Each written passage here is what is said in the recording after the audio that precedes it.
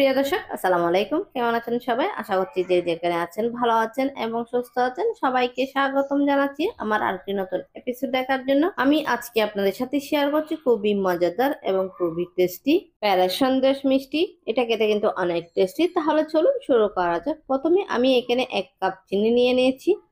চিনিটা আমি এখানে দিয়ে দেওয়ার পরে আমি এখানে অল্প করে পানি দিয়ে দিচ্ছি।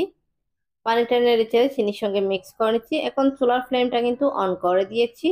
আশা করছি আজকের এই সহজ রেসিপিটা আপনাদের কাছে ভালো লাগবে। ভালো লাগলে প্লিজ প্লিজ আমার চ্যানেলটা সাবস্ক্রাইব করে পাশে থাকার বেল আইকনটি প্রেস করে রাখবেন, আমাকে সাপোর্ট করবেন। আমি এখানে 1 টিস্পুনের মতো ঘি অ্যাড করেছি। এখন এই চিনিটাকে নেড়ে ছেড়ে আমি একটা দানাদার গোড়া চিনি তৈরি করে নিচ্ছি মিষ্টির জন্য। দেখেন চিনিটা কিন্তু গুঁড়া হয়ে গেছে, এখন দানা দানা চিনিটা রেডি হয়ে গেছে। আমি এখন এটা একপাশে নামিয়ে রেখে দিচ্ছি। আমি মিষ্টির ডোটা তৈরি করছি, তার জন্য আমি এখানে 3 লিটার লিকুইড ঘন মিল্ক নিয়ে নিয়েছি। মিল্কগুলো আমি অনবরত নেড়ে চেড়ে আমি এখানে ডোটা তৈরি করে নেব প্যারার জন্য। 3 লিটার লিকুইড দুধ কিন্তু জাল করে আমি হাফ কেজি মতো করে নিয়েছি। এখন আমি আরো জাল করে এই ডোটা তৈরি করে নিচ্ছি।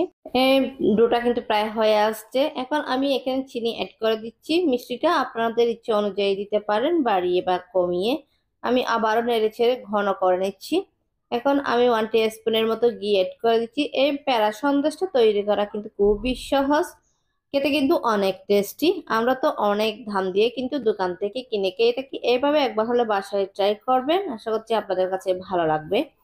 দেখেন ডোটা কিন্তু রেডি হয়ে গেছে। এখন ডোটাকে আমি 5 মিনিট ঠান্ডা হওয়ার জন্য রেখে দিয়েছি। 5 মিনিট পরে আমি আবারও ফিরে এসেছি। দেখেন ডোটা ঠান্ডা হয়ে গেছে, একদম পারফেক্ট প্যারার সন্দেশের ডোর মতো হয়ে গেছে। দেখেন প্যারার সন্দেশটা আমি রেডি করে নিচ্ছি। কত সহজে এই প্যারার সন্দেশটা রেডি করে নিয়েছি দেখলেন তো। উপরে সামান্য করে আইসিং সুগার দিয়ে দিয়েছি দেখার সৌন্দর্যের জন্য। আপনারা চাইলে স্কিপ করতে পারেন। প্যারা সন্দেশটা কিন্তু রেডি হয়ে গেছে। মাত্র 5 মিনিটে কিন্তু এই প্যারা সন্দেশটা রেডি করে নিয়েছি। আশা করছি আজকের এই রেসিপিটা আপনাদের কাছে ভালো লাগবে। ভালো লাগলে লাইক, কমেন্ট এবং বেশি বেশি করে শেয়ার করবেন। আর রেসিপিটা কেমন লেগেছে অবশ্যই কমেন্ট করে জানাবেন।